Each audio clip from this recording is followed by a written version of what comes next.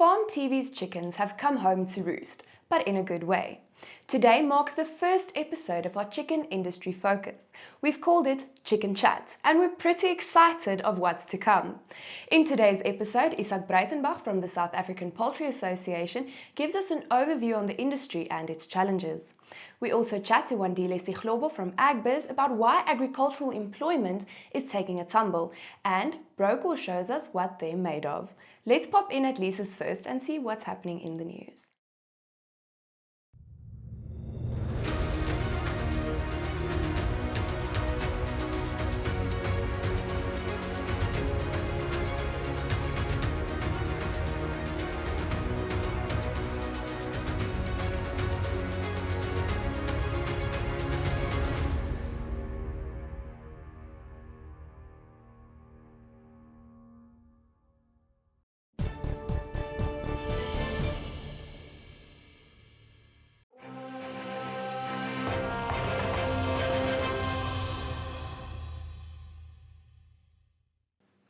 Welcome to the news. Onderstepoort Biological Products has announced that it signed a licensing agreement with Modern Research Institute in Scotland to acquire the technology for the final development, registration and production of the vaccine against bovine malignant catarrhal fever or snortsiekte.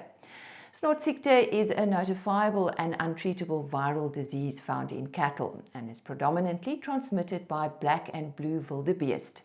There is currently no effective treatment for the disease. According to the Food and Agricultural Organization of the United Nations Food Price Index, global food commodity prices rose for the 9th consecutive month in February. Quotations for sugar and vegetable oils increased the most. The index averaged 116 points in February. This is 2.4% higher than the previous month and 26.5% up from a year ago. The sugar price index rose by 6.4% since January as production declined in key producing countries and strong import demand from Asia prompted ongoing concerns over tighter global supplies. And lastly, according to a preliminary forecast of the Food and Agricultural Organization, global wheat production in 2021 is likely to increase and hit a near record of 780 million tons. This is mainly due to expectations of a rebound in production in the European Union. Maize production in South Africa is expected to reach near record levels in 2021, while outputs in South America are forecast at well above average levels. And that's today's news, but stay with us. Netafim. Grow more with less.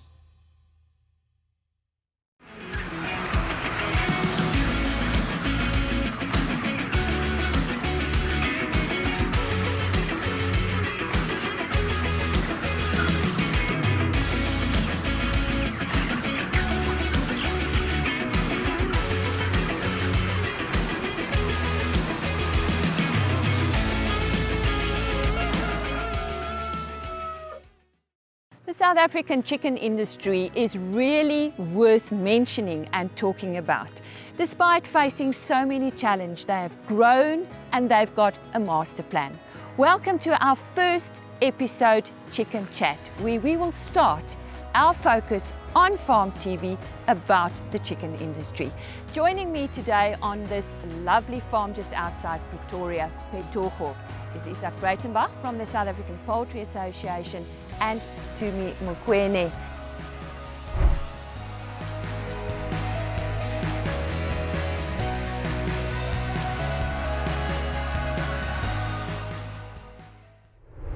Isak, I don't think South Africans realize the role the chicken industry plays in South Africa and contributes to employment as such.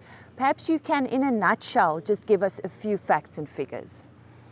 I think you're so right. If we look at the master plan, we tend to sit in the office and we look at the master plan. This is the master plan. This is where the things happen. This is a huge industry. We slaughter in the region of 20.5 million birds per week. We've grown that by 1 million birds per week. We've created 1,000 jobs. We have created 13 more farms like this.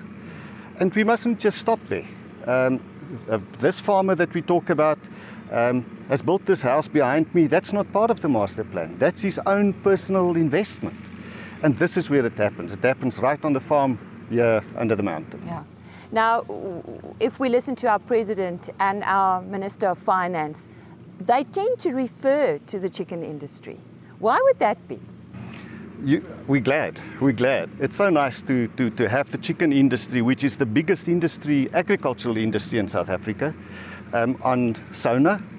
It is a great industry, and what you see in the feed bins there, 60% of all maize, 60% of all soya is consumed by these chickens. And if we can get this industry to grow, we will not just grow chickens. We will grow the maize industry, the soya industry, the feed manufacturers industry. And I think that is what Minister Patel and the DSI see. They see the impact that this industry can make on the South African economy and the South African people. What does this industry contribute to as far as our economy is concerned? It's a massive industry. We do a turnover of about 50 billion rand per annum. And the sad story is that 3.6 billion is still leaving the country. We could invest 3.6 billion in facilities like this and put farmers in place in South Africa that create jobs. A farm like this doesn't work on one person. You will see many laborers working here, people getting employment, people getting access to food and food security long term. The formal versus the informal sector, how does that compare? The best figures we have show that about 20% of the industry is informal. Sometimes people look at that industry as not a profitable industry, as a survival industry, but the live trade industry is actually incredibly profitable.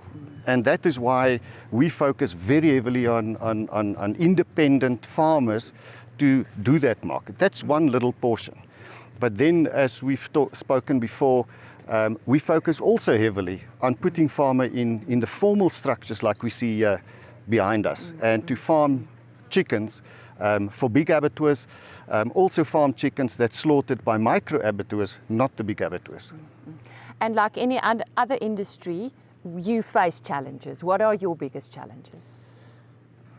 What happened when we had this discussion with Minister Patel and the DSI, the one thing that stood out after diagnosing an awful amount of problems that needs to be addressed, and transformation is one of those, the core thing that we need to get right to grow the industry, but also to do our transformation objectives, is unfair trade, illegal trade, and unethical trade. Now, in the application for an anti-dumping duty, the one thing that we do is we actually work out what is the impact of dumped product on a farm like this. What we found is that for the last 20 years, because of dumping, farmers like this did not earn enough money to reinvest in the poultry industry. And we are seriously constrained by that. So the dumping application needs to take care of that. That is our problem. That is the problem for a guy like Tumi, on which's farm we are here today. But it goes a lot further than that. We must know that there are people working here. We're putting affordable food on the table. We're creating economic growth. We create jobs. And that is really the impact or the problem that we have in the poultry industry today. You are heading it, if I could say. You've got a dream for this industry. What would that be? That dream for this industry is that we need to replace every single kilogram of unfair trade coming into South Africa, and rather give people like Tumi the opportunity to produce that chicken. And the reason I want to do that is because unfair competition is simply not acceptable and ethical in any society. So that would be the goal. Well, there you have it. Let's hear what Tumi has to say. Thank you very much. It is a pleasure to have Isaac on the farm. Finally, we are, on the outskirts of Pretoria in Camille Drift West. And what I like the most, is that we have worked hard as an industry, together with importers, with the labor unions, to draft the poultry master plan that, the president gave a good rubber stamp on, and I like the first 3 pillars of that master plan, whereby we are looking at, expanding and growing the local industry. Because for farmers like ours, as Isaac was saying, we really need to expand. Poultry production is about volume. You need the right numbers for you to be able to make a sustainable business. Again, what is critical about that master plan is that we are able to look at exporting chickens from South Africa, because we've got the expertise that we have been, proving over and over that we are globally competitive.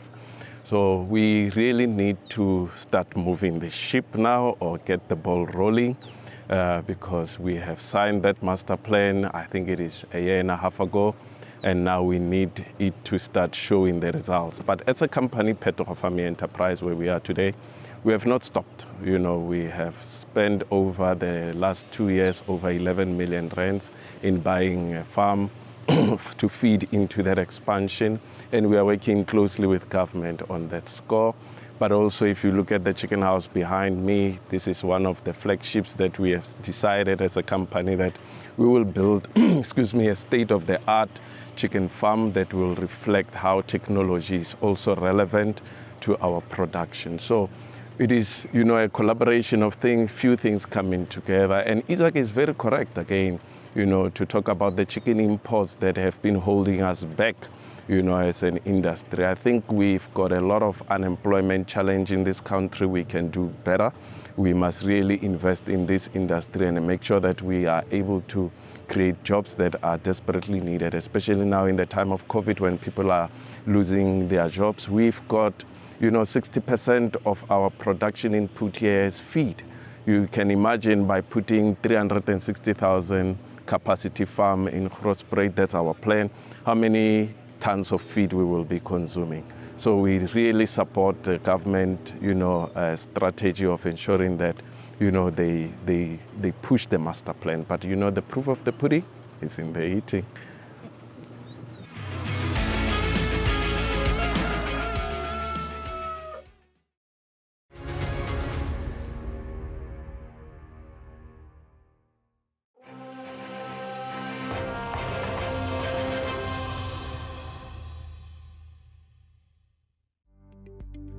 Goeiemôre kykers. Grane en oliesade het die afgelope week goed gevaar op die termynmarkte. Witmielie verlewering in Mei is met 2% op week, terwyl geelmielie se prys ook verlewering in Mei maand 1.9% op is. Dit lyk asof die redelike groot mielieoes wat verwag word nie die pryse ontmoedig nie, en daar vind steeds weer prysstygings plaas. Koringprys is week op week met 2.3% op, terwyl sonneblomme skerp styging van 3.6% in prys getoon het en sojabone se prys met 0.8% week op week gestyg het. Die olieprys aanbetref het 'n klein bietjie gedaal en 0.2% week op week, terwyl die rand die afgelope week regtig swaar getrek het teen die vernaamste geldeenhede, 2.7% geld verloor het teenoor die dollar, 1.7% af teenoor die pond en 1.2% af teenoor die euro. NutriFeeds, die formule vir sukses.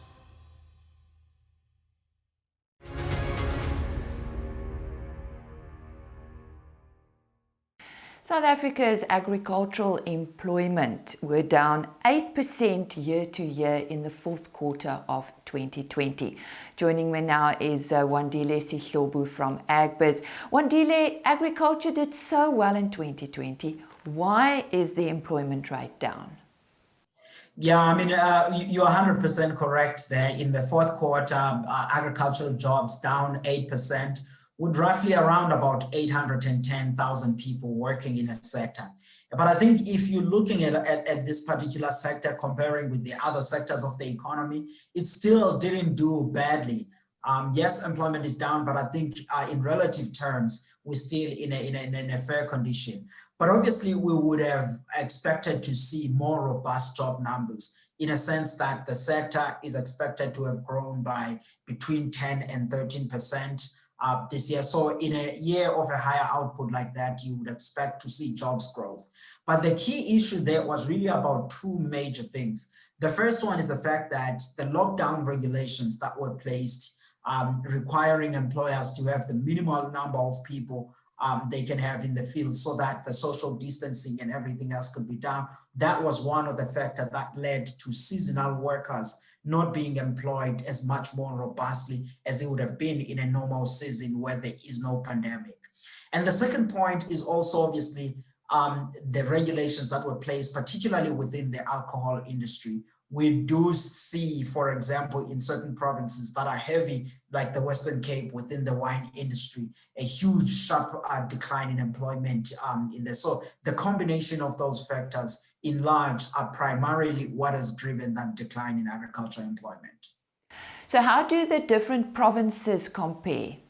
The Western Cape and the likes of KwaZulu-Natal, Northern Cape, those provinces, they took a bit of a knock in employment. There's really just three provinces that saw an increase in employment. It's the Eastern Cape, Gauteng, and Mpumalanga. All of the other provinces saw a bit of a decline. And particularly for the Western Cape and Northern Cape, I think the big thing is the regulations that were placed in the wine industry. Businesses that are operating in that space, they've been complaining about the cash flow challenges. And I think that those cash flow challenges are the ones that in large part led to the employment, particularly of seasonal workers that would have come through in the labor market in that period, not really being able to be hired. So that did play a part in there. But for other provinces like KZN and other and the likes, I think the key thing that weighed on those provinces is obviously the regulation around maintaining health standards and making sure that social distancing is there. So those seasonal workers in those provinces, you think about Limpopo, for example, usually have some seasonal workers that do come in Limpopo, but there wasn't enthusiasm to bring people in that manner this season because of the health standards that had to be maintained. And the same is true if you think about the Northwest, you think about the Limpopo, Northern Cape. So that's the story in those provinces.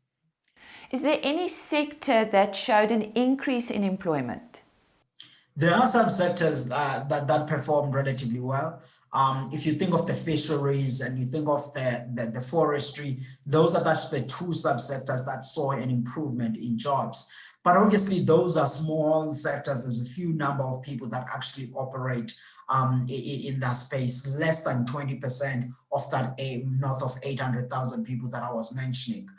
So what did happen though is that employment was sustained in particular provinces in various subsectors, either horticulture or grains. If you think about the Eastern Cape, for example, there was that increase within the horticulture space. If you think about Gauteng, you think about Mpumalanga, those improvements were largely within the field crops as well as the horticulture. But the decline in some subsectors was spread across the provinces. So bottom line story is that at a national level, there's only two major subsectors that saw an improvement in jobs. But if one takes that picture and look at a provincial level, the picture there is much more nuanced. It differs province by province.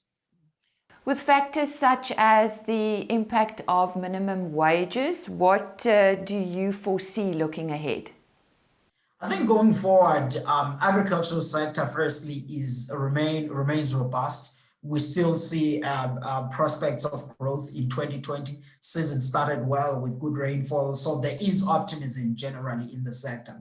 But obviously, we're not as optimistic when it comes to agricultural jobs. And the key factors in there, the minimum wage that recently came out is actually in effect starting from today, the 1st of March, is going to be a huge hurdle, particularly for those people that are operating in the wine industry. There's already some cash flow challenges in those businesses resulting from the ban on the sales of alcohol. Now, with an increase in the minimum wage, we do think that will put a bit of pressure there. And you have to realize that this is a 16% increase from a previous level to around about 21 Rand or so per hour. So that we think is going to put a bit of a pressure there. But for other provinces, we think that it's really going to be a sideways improvement to an extent in there. But obviously, all of this will come back to the profitability of a crop by crop or subsector by subsector as to how the reaction will be on the minimum wage. But we do see it for the wine industry as somewhat of a red flag for now because of those cash flow constraints. But I think any good data onto this will pretty much be out from the second quarter of the year. The first quarter of the year might not really show the full impact of the minimum wage, but as the year progresses, that's where we will see as to whether there will be job losses or what will actually happening. But for now, the message that we are getting from the ground is that there are a lot of complaints of various subsectors, rightly so, if one looks at the cash flow challenges that many are facing. And that was Wandile Sihlobo from Agbiz.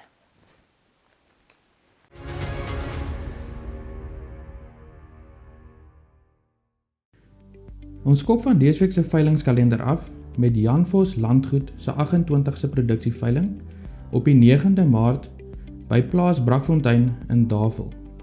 Die aanbod sluit in 175 SA vleismerinos en die veiling word aangebied deur BKB van Wyk met die afslaers Billy Lions en Frik Verster.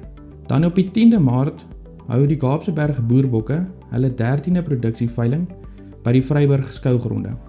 Die aanbod vir die veiling sluit in 30 stoetramme, 60 stoetoeie en 60 kommersiële oeye. En die veiling word vir jou gebring deur Noord-Kaap Lewende Hawe. Dit is al vir vandees week se veilingskalender. Tot volgende maandag. Totsiens.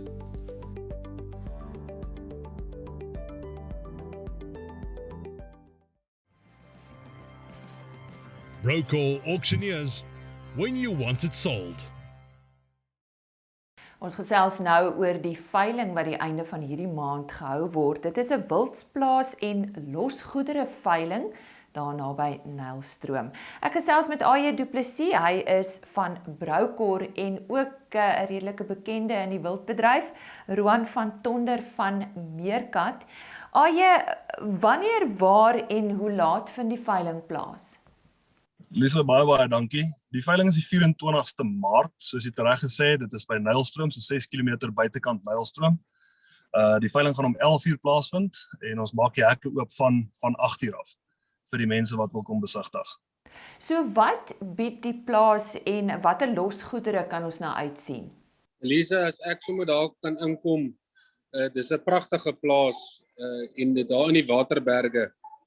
So tipografies is dit 'n baie diverse plaas wat lekker grasvlaktes het vir jou grasspesies en dan het hy baie goeie beskutting en bos vir jou blaarvreters en tipografies met 'n plateau wat bo omgaan, is dit regtig 'n estetiese baie mooi plaas en 'n mens kan baie genot uit put en hy is klaar so ingerig dat dit 'n instap en boer ding is. Oom Frans is die tipe ou, hy het baie kapitaal geïnvesteer in die plaas en sy drade is reg, sy hekke is reg, die huis is pragtig en die losgoeders wat daar is 'n pragtige, baie laag, net oor die 200 ure Landini Solus DT90 4x4 trekker, 'n Canon Defender met ook onder die 30 ure.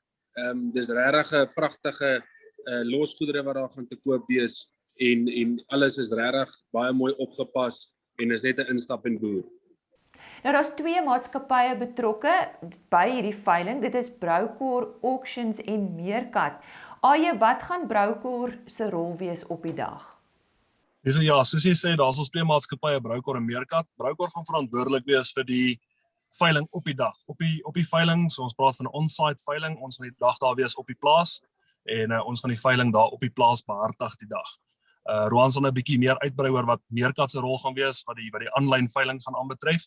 Maar ons is fisies daar, die afslaer wat die dag daar gaan wees is ook 'n Brocor afslaer. So dit is wat ons rol die dag daar gaan wees. Roan, jy verteenwoordig natuurlik Meerkat. Julle gaan nou 'n unieke rol vertolk die dag van die veiling. Vertel ons bietjie meer daarvan. Ja, ons is nogal opgewonde. Dit gaan ons eerste plaas en losgoedere wees wat ons op so 'n manier gaan verkoop. Ons het al verskeie beesveilings en skaapveilings en so aan gedoen. Dit gaan letterlik wees asof jy by die veiling is en jy kan enige plek in die wêreld sit en jy kan voor die tyd, jy kan nou al gaan registreer vir die veiling en sien wat se losgoedere opkom en die advertensies is klaar op die Meerkat app Jy moet hom net aflaai op die App Store of die Google Play Store, dit sê Meerkat Online, of jy kan op die webtuiste gaan www.meerkatonline.co.za, dan gaan registreer jy daar en dan sal jy nou die hele veiling daar sien. En wat ons dan gaan doen is, jy kan voor die tyd die plaas of die losgoed gaan besigtig en dan kan jy selfs by die huis bly as jy nie die veiling kan bywoon nie. En dan skakel jy in, dan is ons die dag daar en ons sit die kamera aan en as jy sien en hoor die afslaer en jy is deel van die atmosfeer en alles gebeur onder 'n sekonde en dan kan jy ook op die Meerkat platform be teen die manne op die vloer. So soos die afslaer byvoorbeeld die trekker opvuil en jy stel belang, dan be jy dieselfde tyd as wat hy hom opvuil en hy sien as daar iemand op Meerkat be. So dit is 'n baie lekker manier en dit word wêreldwyd uitgesaai. Hoe kan potensiële kliënte met julle in verbinding tree? Lisa, aan Brocor se kant is dit baie maklik. Hulle kan my kontak. My nommer is 073-091-3878. Hulle kan ook ons Facebookblad gaan besoek. Dit is net Brocor Auctions. Ons het 'n ander Facebookblad ook wat net sê Brocor. Die advertensies sal op beide beskikbaar wees. Hulle kan ook gaan kyk op ons webwerf www.brocor.co.za. Hulle sal die advertensie daarso ook sien en hy is ook op Prop24 beskikbaar met meer inligting. Rian, deel jy ook sommer julle kontakbesonderhede met ons? Ja, jy kan, soos ek sê, jy kan op die app aflaai en daar gaan registreer, Meerkat Online, of op die website gaan www.meerkatonline.co.za en ook ons Facebookblad is redelik aktief, advertensies en opkomende veilings en al die losgoedere wat daar gaan opkom. En dit is 'n samewerking tussen Meerkat en Brocor wat ons glo ons gaan 'n suksesvolle veiling kan hou. Nou wanneer sal potensiële kliënte die plaas as ook losgoedere kan besigtig? Hulle kan enige tyd gaan, hulle moet ons net so 24 uur voor die tyd in kennis stel, dat ons net met die plaasvoorman kan reël. Ek sal ook voorstel dat hulle moeite moet doen om uit te gaan en te gaan kyk. Daar is om en by 400 stuk wild wat ingesluit is by die koop van die plaas. So dit kan miskien moeite werd wees om uit te gaan en te gaan kyk wat die plaas alles bied en hoe die losgoedere lyk ensovoorts. Maar hulle moet ons net so 24 uur voor die tyd in kennis stel. Ons gaan ook die dag voor die tyd, met ander woorde die 23ste Maart gaan ons daar wees die hele dag. So as mense dan die dag voor die tyd na die veiling toe wil kom of na die plaas toe wil kom om te kom kyk, is hulle meer as welkom. En dan soos wat ek tereg gesê het, ons maak die 24ste, maak ons 8:00 die oggend, maak ons die hekke oop. So dan kan mense voor die veiling kom kyk hoe alles lyk, hoe die plaas lyk, wat die losgoedere alles behels ensovoorts en dan begin die veiling stiptelik om 11:00. Ja, so sê Du Plessis van Brocor en ek het ook gesels met Roan van Tonder van Meerkat Online. Brocor Auctioneers, when you want it sold.